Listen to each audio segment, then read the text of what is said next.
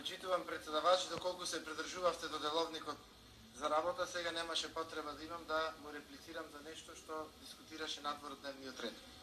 Колега Илиевски, имам чувство дека овде не го браневте всушност и не се грижите толку за албанскиот јазик, колку што се грижите и се плашите од СЈО, и токму од тие причини мислам и дека ги организирате тие протести во Битола, на кои што излегува исклучиво вашето членство, брнејќи го криминалот на Владимир Талевски, на Слободан Банчановски, на Славица од јавни набавки, на директорите во основните и средните училишта, така да мислам дека ВМРО ДПМН во Битола е толку загливено во криминал, што немате друго освен да го блокирате ова собрание, да правите овде неделовнички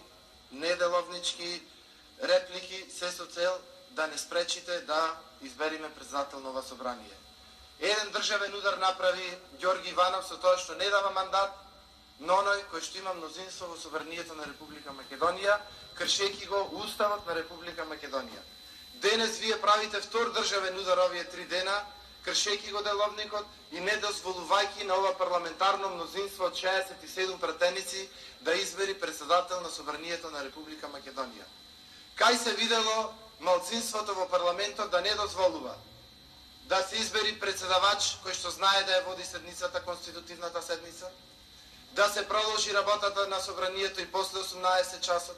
Значи не се видело досега мнозинството на овој начин да биде кочено од страна на помалку бројните пратеници во било кое собрание. Немам време многу, меѓутоа да ви кажам. Кога ќе дојде законот за јазици на дневен ред, колега Илиевски, заедно ќе дебатираме, можете да давате и вие и јас амандмани, па да видиме, ќе го подобриме текстот онака како што сметаме дека е најдобро за граѓаните на Република Македонија. Не може унапред да кажувате дека некој законски текст е штетен, а вие и вашата политичка партија на 2 пати има гласано за закон за јазици. Па дозволете да дојде еднаш текстот, дозволете да се избери председател на ова собрание, да видиме дали тој текст е страшен или не. Заедно ќе предложиме амандмани да го подобриме текстот.